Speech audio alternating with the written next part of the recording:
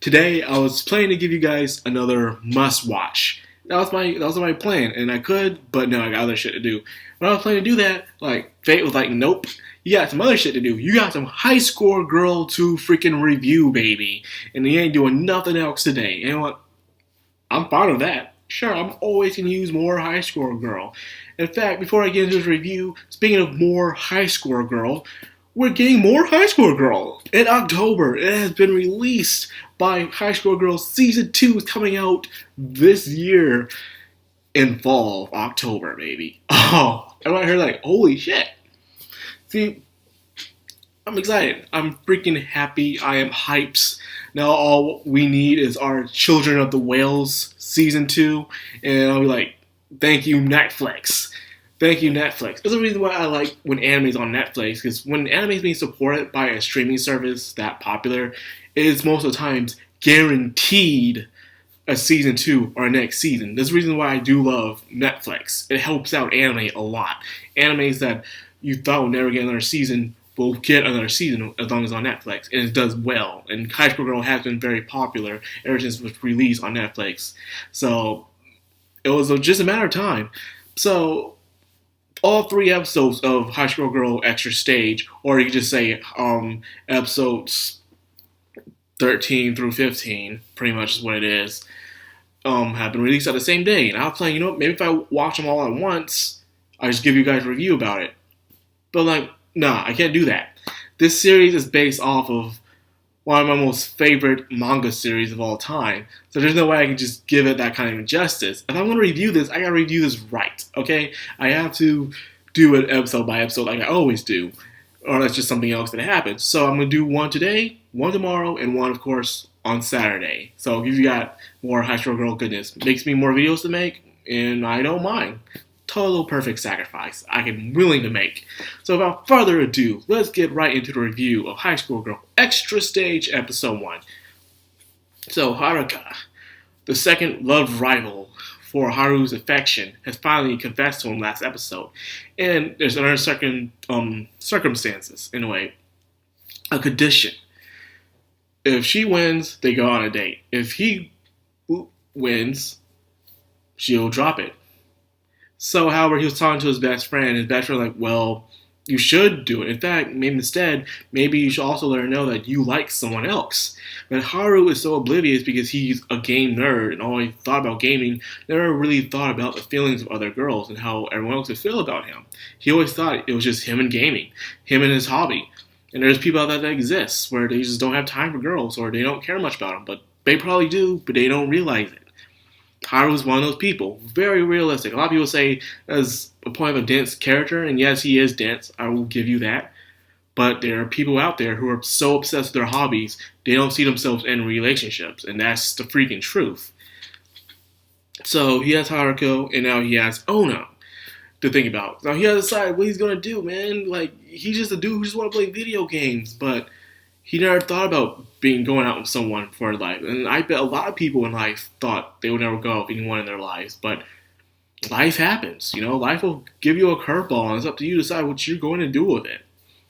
So, and he has to prove of being a better person. He has been studying his hardest, and he even got himself a job and everything. So, he's been improving as a human being. So, good for you, Haru. Good for you. And he's going to take things more seriously throughout life. Now, it comes the decision of Ono. Ono has an older sister. Originally, Ono's older sister was supposed to be the next head of household. However, she has become such a major disappointment to the point that she put all the pressure on Ono instead. Now, this is a very, very tread on ice situation, You might be thinking, oh, it's not fair how the older sister just dropped all the burdens on the younger sister, and now she has to put with it. But you have to realize this is one of the few downsides of growing up inside a rich family. People always think just because you're rich, coming from a rich household, you have no problems. There's nothing you should be complaining about. But that's only pure ignorance. As long as you're human, you'll always have some sort of unhappiness coming your way. And I think a lot of people need to understand that. Whether you're rich or poor, you'll have your own form of unfortune. whether it's being poor or whether it's being miserable or in some other shape, form, or way. And I think that's a lesson we all can learn today. So, anyways, the sister is pretty much lacking when it comes to etiquette and everything else. She's more of a free spirit, and she would rather choose her freedom than becoming head of household. So because of that, all the burdens fall on Ono. And to the point, it's the reason why she ran away in the first place. She is being smothered. She has no room to breathe anymore. She can't even be a human, you could say, for all the classes she had to take. She goes to school and she has more classes to learn when she's at home. She has no time for fun. She can't do anything. She can't be a kid. She can't be a girl. She only can be this retainer, you could say, with a lot of talent and skills, but that's it. And her guardian is just so stricken by that, where she devotes herself. I'm not saying the guardian's a bad person, but she's one of those people who take a job too seriously to the point where they lose sight of what is really important. It is good to raise this girl to be a proper lady in society, but at the same time, you gotta give her some humanity as well, or else you're going to fail. And that's one of the struggles you will see within a high school girl. Everyone has their own problems. Everyone is not a truly bad or good character. They just have their own ways and views on life. And Miss Goto, the guardian, is one of those people. Extremely strict, obedient, but yet at the same time, she's extremely loyal. She even comes and visits Haru's mom. And Haru's mom, by the way, Haru's mom is best mom.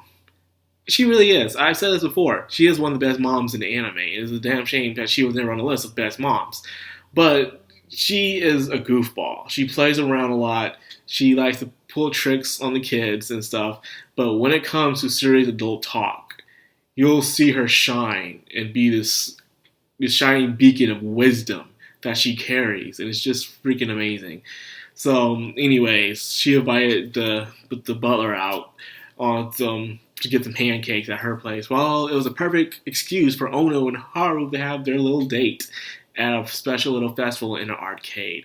Man, they're playing Virtual Fighter, and there were some Japanese games that I wanted to play. And it was just amazing. And by the way, when they were doing patches back in the day, because they've always been doing patches when they were trying to improve upon a game, instead of just you downloading it through the internet, they had to literally make a new game hard drive and stuff like that, a new arcade machine for that new game patch. And that kind of sucks, but that's how it was back in the day. You didn't have that easiness of technology. The gaming boom just started, really, and so there's not much you could do. Pretty interesting time to live in. I remember it very well. Now, when it came to that, it was nice seeing this. This was a very wholesome, and I mean wholesome, episode, especially with Haru and Ono. They're just playing games, co-oping. He's just fascinated seeing how amazing Ono plays, and he was thinking, like, this is someone he was in mind playing games with for the rest of his life. And in a way, his character, like, well, does that mean you want to be with her for the rest of your life? And that was pretty much what it was, He was totally enjoying his time with her. He can even read her. Like, he understands her better than anybody else in the world. And by the way, Ono, not only does this show has one of the best moms in anime, she also has the best silent protagonist in anime. I kid you not, Ono is the best silent protagonist. Why wouldn't she at the Anime Awards? I don't freaking know. Or was she? I can't remember. But anyways, the fact that she didn't win pisses me off. It really does, man. God damn. But that's a little rant for probably never other day.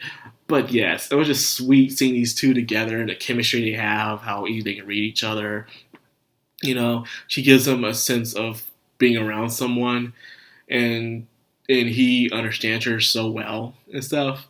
And I like how he's so comfortable even complimenting her on her look, saying how cute she looks and stuff like that. And of course, she'll go full tsundere and kick him in the stomach or punch him and just tease him. It's just adorable.